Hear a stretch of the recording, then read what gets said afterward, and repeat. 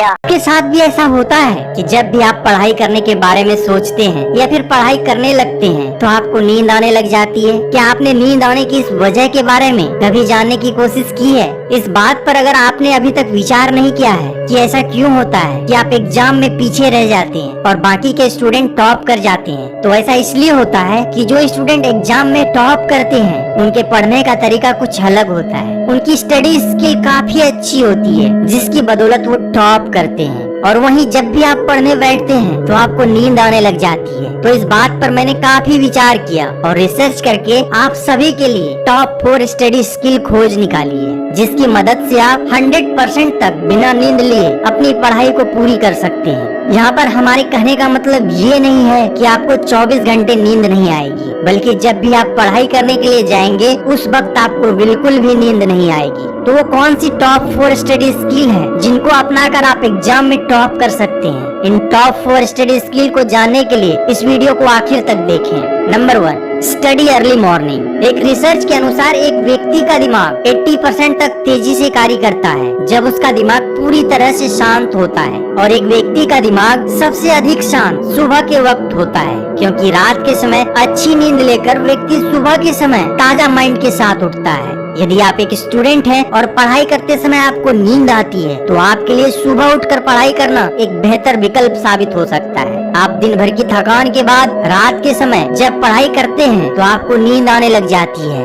ऐसा इसलिए होता है कि आप पूरे दिन स्कूल के अंदर या फिर किसी कोचिंग सेंटर के अंदर पढ़ाई करते हैं और उसके बाद वापस अपने घर आते हैं तो आपके माइंड के अंदर कई तरह की चीजें घूमती रहती है, जिसकी वजह से आप अपनी पढ़ाई के अंदर फोकस नहीं कर पाते हैं। लेकिन यदि आप सुबह जल्दी उठकर पढ़ाई करते हैं तो आप अपनी पढ़ाई को 2 गुना ज्यादा कर सकते हैं। Number 2, do some physical activity.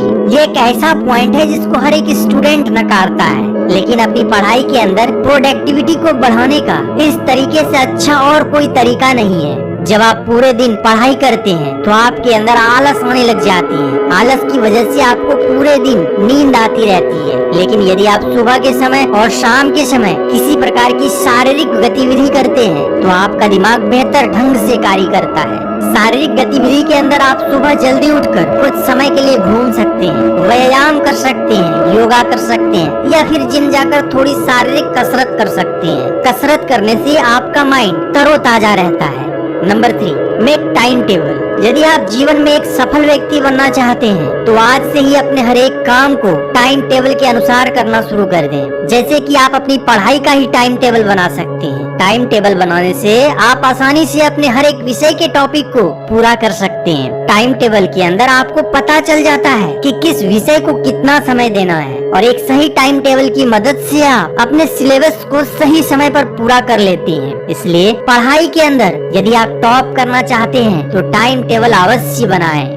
Number 4, take good sleep. अच्छी नींद का संबंध पूरी तरह से हमारे दिमाग के साथ होते हैं। यदि आप रात को 7 से 8 घंटे की अच्छी और गहरी नींद लेते हैं तो आप अपने पूरे दिन को बेहतर ढंग से मैनेज कर सकते हैं। लेकिन यदि आप रात को अच्छी नींद नहीं लेते हैं तो अगले दिन अपने आप ही नींद आने लग जाती है, और नींद आने की वजह से आप अपनी पढ़ाई को समय पर पूरा नहीं कर पाते हैं। इसलिए यदि आप अच्छी और गहरी नींद लेते हैं तो मैं पूरे विश्वास के साथ कह सकता हूँ कि आप कुछ समय बाद ही अपने स्टडी स्किल के अंदर इम्प्रूवमेंट देखेंगे। मन में कोई डाउट हो तो कमेंट सेक्शन में आकर के पूछ सकते हैं। मिलते हैं अगली वीडियो में, तब तक के लिए धन्यवाद, टाटा, बाय बाय।